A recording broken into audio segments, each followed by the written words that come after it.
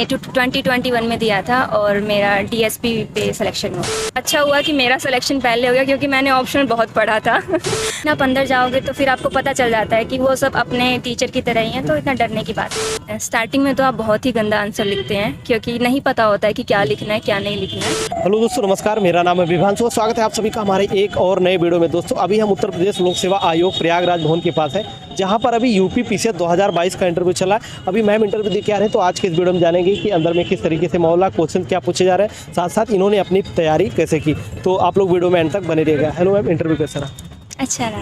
Ma'am आपका नाम और थोड़ा अपने एजुकेशनल बैकग्राउंड के बारे में। मेरा नाम महक शर्मा है। मैंने BSc general science, MSc chemistry और बीएड किया है। पीसीएस की तैयारी मैम आप कब से कर रही हैं? मैं 2018 से पीसीएस की तैयारी कर रही हूँ। ये आपका पीसीएस के लिए कौन सा अटेम्प्ट था? वैसे ये मेरा 4th अटैम्प्ट है, लेकिन ये मेरा 2nd इंटरव्यू है। तो इसके पहले आपने कब इंटरव्यू दिया? मैंने 2021 में दिया था और मेरा डीएसपी पे सिलेक्शन हुआ है। डीएसपी, तो उसके लिए मैम आपको बहुत बहुत बधाई है। Thank you.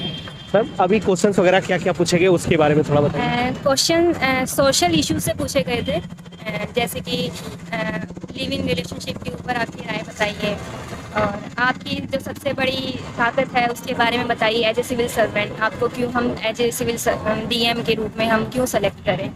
और इसके अलावा क्वेश्चंस मेरा ऑप्शनल ज्योग्राफी है, तो ज्योग्राफी से बहुत सारे क्वेश्चन पूछे गए थे। लाइक कि नाइल रिवर के बारे में पूछा गया था कि उसको क्यों वरदान बोला जाता है इजिप्ट का। और सेकेंड वन पूछा गया था कि जो Ken Betwa river link project है उसका इकोलॉजिकल इम्पैक्ट क्या होगा, both positive and the negative. और उसके अलावा क्वेश्चन पूछे गए थे कि जो अगर हम आर्टिफिशियल इंटेलिजेंस को ज्योग्राफी में ऐड कर दें तो उसका एज ए एडमिनिस्ट्रेशन पे क्या इफेक्ट पड़ेगा, इस चीज़ से रिलेटेड था। और क्वेश्चन साइंस केमिस्ट्री से पूछे गए थे, जैसे कि सैनिटाइज़र के ऊपर, सैनिटाइज़र में कौन कौन से केमिकल्स होते हैं, उनका क्या क्या इफ़ेक्ट होता है, सोप कैसे काम करता है। और किस बोर्ड में था मैम? सविता अग्रवाल मैडम जी की। मैम आपका मीडियम क्या रहा है? मेरा मीडियम इंग्लिश है। हाँ जी, इंग्लिश मीडियम। हाँ जी। तो मैम जैसे कि अभी आप बता रही हैं इंटरव्यू दे के आई, तो मतलब जैसे कि इंटरव्यू के अंदर आपका दूसरी बार आपका यहाँ पर इंटरव्यू में आना हुआ, तो किस तरीके से मतलब आपको लगा, फीलिंग किस तरीके से रही? फीलिंग ये थी, लास्ट टाइम बहुत डर लग रहा था, इस टाइम डर नहीं था, बहुत कॉन्फिडेंस था कि पता था क्योंकि क्या होने वाला है। इतना बाहर बिना दिए आपको बहुत डर लगता है कि पता नहीं क्या होगा, लेकिन आप अंदर जाओगे तो फिर आपको पता चल जाता है कि वो सब अपने टीचर की तरह ही हैं, तो इतना डरने की बात नहीं है। तो आपने इस बार मतलब मॉक इंटरव्यू वगैरह दिया था कहीं? नहीं, मैंने इस बार नहीं दिया। नहीं। मैम जैसे कि अभी फिल्म्स का एग्जाम आने वाला है, तो फिल्म्स के लिए थोड़ा स्ट्रेटजी बताइए, किस तरीके की स्ट्रेटजी है? प्रीलिम्स के लिए मोस्टली आपको घटना चक्र पढ़ना चाहिए। और घटना चक्र के आप जैसे साइंस, हिस्ट्री और पॉलिटी तो आपको कम्प्लीटली लगानी ही चाहिए, जो पूर्वावलोकन आती है। उसके अलावा आपको करंट अफेयर की जो दृष्टि की मैगजीन आती है वो करनी चाहिए आपको। और स्टडी फॉर सिविल सर्विसेज करके एक चैनल है, मैं ऐसा क्या करती थी कि हर महीने का जो भी वीडियो आता था, वैसे वो 2 घंटे का डालती है, लेकिन मैं सिर्फ 1 पेज निकाल लेती थी उसमें से। ऐसे मेरे पास 1 साल के 12 पेज आते थे। लास्ट में घटना चक्र की मैगजीन है, तो इन दोनों को कॉम्बो करना होता है। इसके अलावा जो मिससेलेनियस टॉपिक होते हैं, जैसे कि एग्रीकल्चर डेटा है या फिर हमारा मिनरल डेटा है, टाइगर सेंसस है, इन सब चीज़ों के लिए कि घटना चक्र की इकोनॉमी की करके एक बुकलेट आती है, उसको आप अच्छे से रिवाइज़ करिए और मॉक लगाइए। किसी भी इंस्टीट्यूट के जाके मॉक टेस्ट ले आइए, उनको लगाइए, आराम से हो जाएगा। क्या जैसे कि कोई इंस्टीट्यूट का आप नाम बताना चाहेंगे जहाँ से मतलब आपने किया था और जब आपने एग्ज़ाम दिया तो वहाँ से मतलब काफ़ी हेल्प मिली आपको? मैंने प्रीलिम्स के लिए खुद से प्रिपरेशन किया था, मैंने कहीं से कोई हेल्प नहीं ली थी किसी भी इंस्टीट्यूट से। हाँ, मेंस के लिए मैंने DAIS से ऑप्शनल और जो मेरा GS होता है उसकी टेस्ट सीरीज़ की थी मैंने। मैम जैसे कि मेंस की बात करें, तो मेंस के लिए मतलब आपने क्या सोर्सेज रखा था और कैसे उसकी तैयारी की, तो उसके बारे में थोड़ा? एक्चुअली आपको प्रीलिम्स से पहले ही मेंस रेडी कर लेना चाहिए। सबसे पहले आपको जैसे कि आपका गवर्नेंस पार्ट हो गया, सोसाइटी हो गया, डिजास्टर मैनेजमेंट, इंटरनल सिक्योरिटी, जो ये सब चीज़ें होती हैं ये बाद में छूट जाती हैं। बाकी आप थोड़ा बहुत तो आप प्रीलिम्स में पढ़ते ही हैं, बाकी जो GS के साथ ओवरलैप हो रहा है, और अपना ऑप्शनल और एथिक्स जो इंपॉर्टेंट वन जो छूट जाता है, इनको आप एकदम अच्छे से रेडी कर लीजिए कि जैसे ही आपका प्रीलिम्स खत्म होगा तो जस्ट आपको रिवाइज करना है और अपना टेस्ट देख के आना है। जैसे कि अभी कुछ टाइम पहले न्यूज आई कि इस बार ऑप्शनल हटा दिया गया, मतलब 2023 के लिए, तो जब आपने मतलब ये न्यूज़ आपको पता चली तो आपका क्या रिएक्शन है? नहीं, अब जो बच्चे प्रिपरेशन कर रहे हैं उनके लिए तो अच्छा है, लेकिन मेरे को ये था कि अच्छा हुआ कि मेरा सिलेक्शन पहले हो गया, क्योंकि मैंने ऑप्शनल बहुत पढ़ा था तो मुझे अगर अब हट जाता तो मुझे बहुत दुख होता अगर मेरा सिलेक्शन नहीं हुआ होता।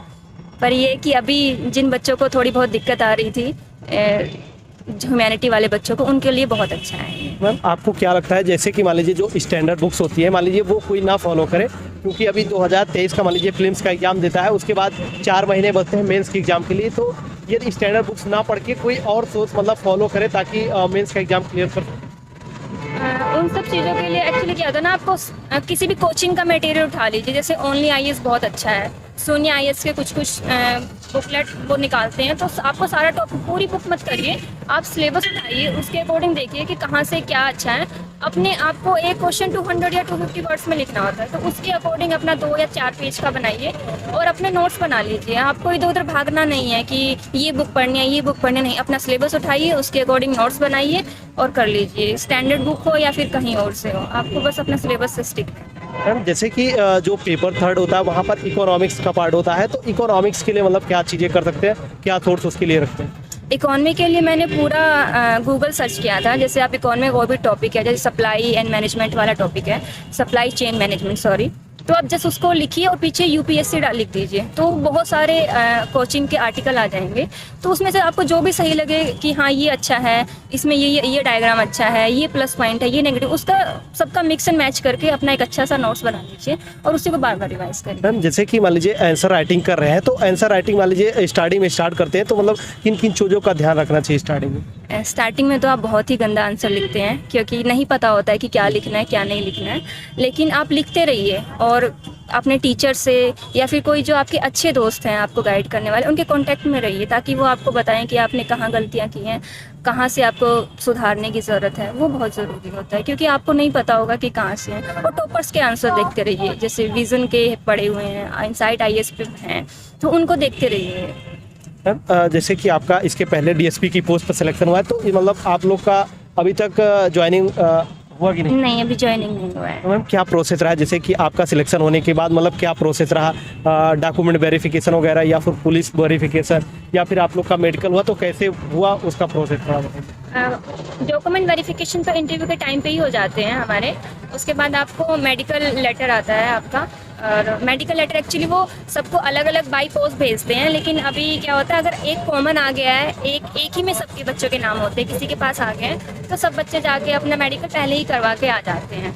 मेडिकल के लिए मतलब क्या क्राइटेरिया वगैरह होता है? मेडिकल के लिए गर्ल्स की हाइट 152 सेंटीमीटर होनी चाहिए और वेट 40 kg होना चाहिए। और बॉयज़ की भी शायद, बॉयज़ की मुझे पता नहीं है एक्चुअली, मैंने ध्यान नहीं दिया बॉयज़ के लिए। और बस यही, और आपको ECG, urine test, x-ray, normal, और जो आपके कलर ब्लाइंडनेस वगैरह ये सब नहीं है, जो नॉर्मल टेस्ट होते हैं वो सब होते हैं। और पुलिस वेरिफिकेशन तो अपने यहाँ पे ही आपके उस पर आ जाता है। तो बहुत सारे छात्र तैयारी कर रहे हैं, तो उनके लिए आपका क्या मैसेज या सजेशन रहेगा? मेरा मैसेज यही है कि बस आप मेहनत करते रहिए। एक बार लगता है कि नहीं होगा, लेकिन घबराइए मत, बस अपनी मेहनत पे विश्वास रखिए और बस करते जाइए, एक दिन आपका ज़रूर हो जाएगा। Okay ma'am, thank you so much बात करने के लिए। आशा करता हूँ कि आपका इस बार एसडीएम की पोस्ट पर सिलेक्शन हो। Thank you.